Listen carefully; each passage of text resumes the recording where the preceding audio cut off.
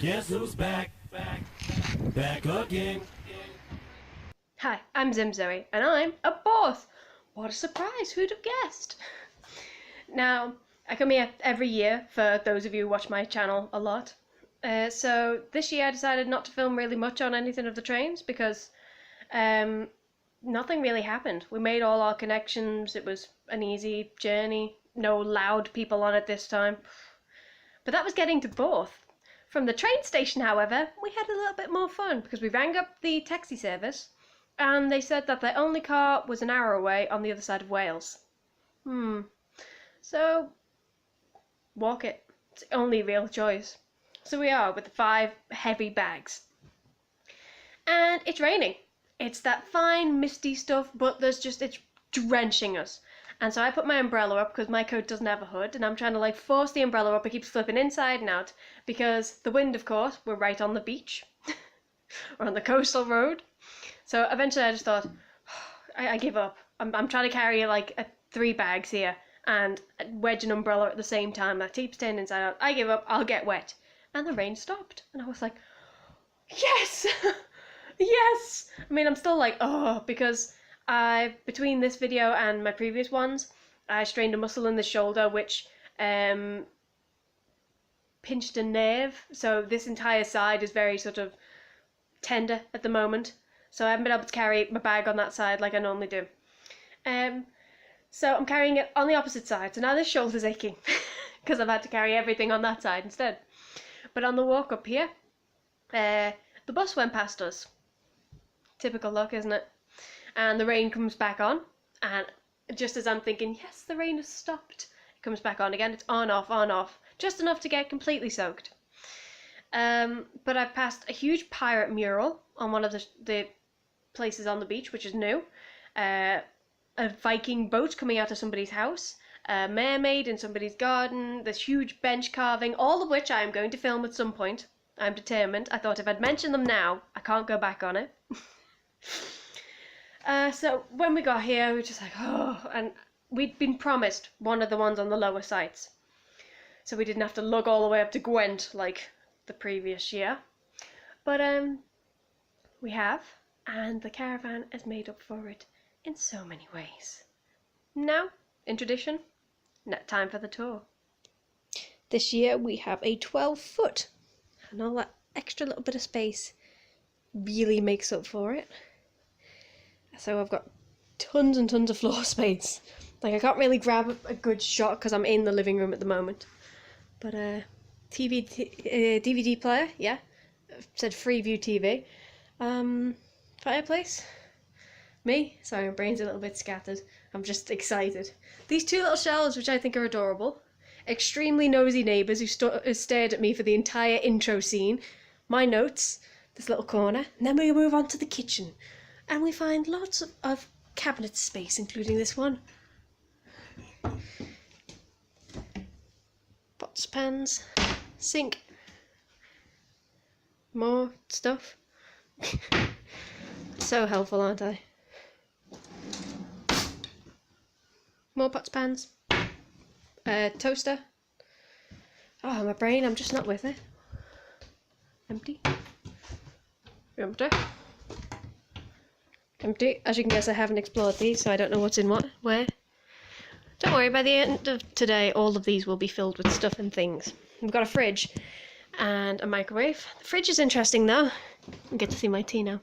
Because there's no door on the icebox. So, whatever you're freezing, make sure you eat it tonight. And we have the bathroom. Now, ooh, it was a squeak. The shower in this bathroom isn't as big as the one in Timor, but this one does come with the shelves. Oh, come on, brain, you're not normally this bad. Little thing, mirror. Brain is just not having it today. Oh yeah, and you can see the full living room from back here. There you go. It's a nice shot. Just for you. And I've got the single bedrooms with wardrobe space. Oh, and an extra quilt. Extra pillows.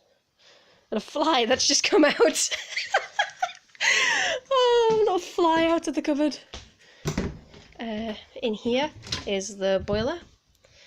And we've got a dustpan and brush.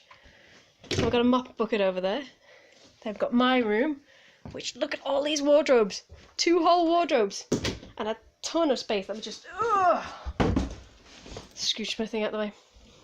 My gloves, the only thing that's been unpacked thus far. Little mirror. Tons of floor space again. A little garden, which I'll go outside and show you in a bit. And this. This made the caravan for me. Because it's the first time I've ever had this in about the 15 years of coming here. It's an ensuite. I've never had an ensuite. It's tiny, but that's beside the point. It's an ensuite! And it's no bother about, like, outside, because it's straight onto the grass, and it's just like, yes! You have no idea how excited I was to find that in there, and I was like, yes! Well then, that's the inside tour. I just want to show you 2 things outside. I like this little garden because it's cute. We've got a little rock collection.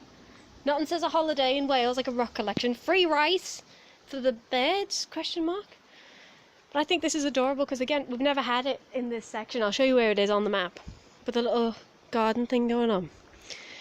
But the one thing that I dread about caravan holidays, and I shouldn't, considering the amount of times I've been on caravan holidays, are the bricks. The fact that the entire building is kept up on bricks, and the fact that this is on that much of a wonk, that the bricks get longer the further you go down. Oh yeah, we've got a road at the bottom here. That's reception. That's how close we are. It's just, when I was walking up, I was like, don't look under it, don't look under it, don't look under it. And yet, I still did anyway, and I was like, oh, I hate myself. But once I'm in, I'm fine, because I forget that these exist. It's just, oh, it freaks me out. Oh my god, look at the little stone thing. Oh, I'm in such a happy mood. Because nothing says happy mood like walking 15 minutes in the rain. Oh, I need to calm down. Just to say how much it rained, this is the dry patch, and that's the dock. The dock is the wet patch. May have gotten a little wet, same with my trousers, but it's not as visible. Well, it is if I do that. Right, so as you can see, literally reception, and then just cross the road in between the arcades and the shop, and it's straight up the road. So it's it's amazing how close we are to everything, because all we've got to do is go up there, and then we're here, and we get swimming entertainment complex straight down, and basically what's at the back of the caravan is all these trees for the nature walk. Well, technically it's trees in between those two. But we've never been on, what, Monmouth? Never been on this section before. We've been here a bunch of times. Unfortunately, we've been up here. But yeah. So I'm really happy with how close it is to everything. I also found out that I have a walk-in wardrobe. And by that I mean I literally just, a wardrobe that I can walk in. See, while that one's got a floor to it, this one doesn't. And this one has quite a lot of space in it. As I said, it's tall enough for me to stand up thoroughly in it. Like, this is where my head hits. And I can fit entirely in this bottom square. So, it's amazing the amount of space in here. Now, when I first walked in, the doors for the bedrooms were like that. So the single bedroom door was wide open.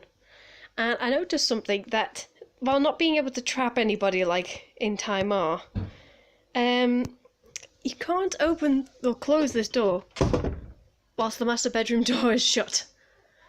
It won't do it. So you've got to open this bedroom first so that you can close that one.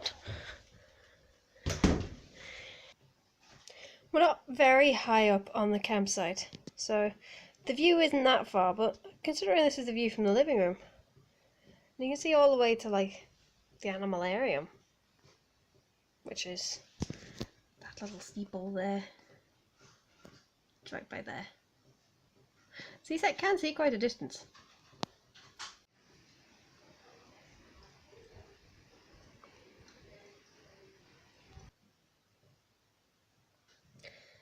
calmed down a bit now, sort of in the evening, and all the rain stopped and it looks really nice, and you can see all the way to the beach and the ocean from here. It's just really peaceful, and the neighbours are watching 64 Zoo Lane. Look at them watching it.